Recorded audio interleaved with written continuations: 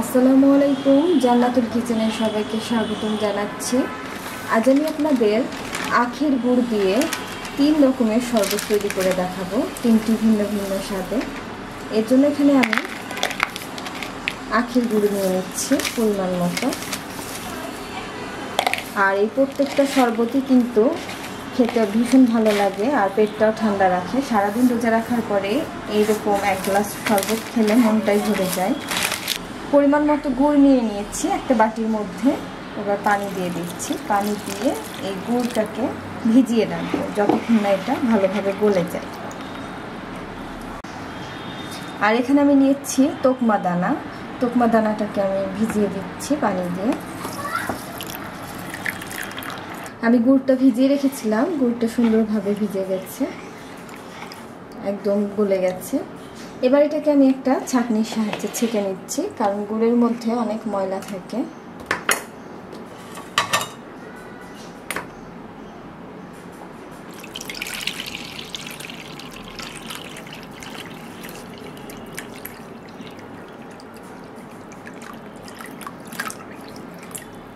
আমি শরবতটাকে ছেঁকে নিয়েছি, ছেঁকে আবারও সেই বড় পাত্রের মধ্যে ঢেলে দিচ্ছি, কারণ এর মধ্যে এবার এর মধ্যে আমি পানি মিশিয়ে দিচ্ছি, যেহেতু এর মধ্যে অনেক গুড় ছিল। এবার এর মধ্যে আমি লেবু দিয়ে দিচ্ছি।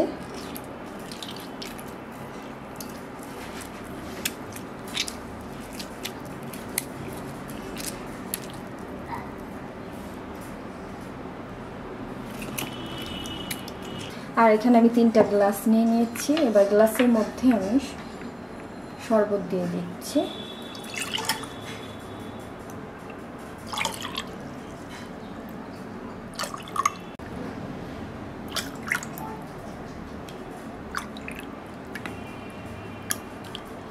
এটা হচ্ছে শুধু লেবু আর গুড়ের শরবত।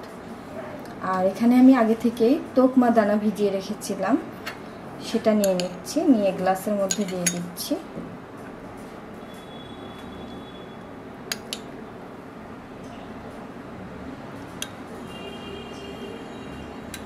এবার শরবত দিয়ে দিচ্ছি।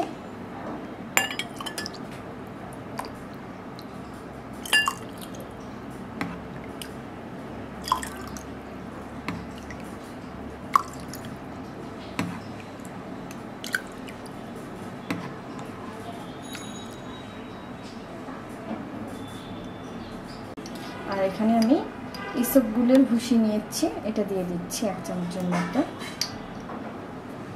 তারপরে আবারও শরবতটা দিয়ে দিচ্ছি।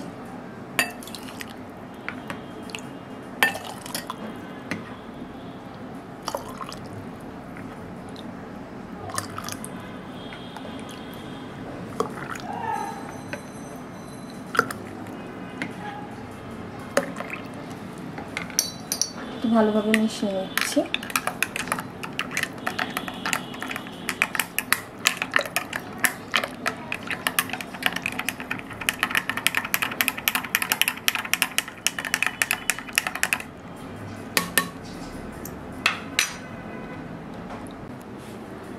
তৈরি হয়ে গেল 3 ধরনের গুড়ের শরবত। আশা করছি রেসিপিটা আপনারা সবাই ট্রাই করবেন। আর এই 3টা শরবতই কিন্তু খেতে অনেক সুস্বাদু, আর এটা আমাদের শরীরের জন্য অনেক উপকারী।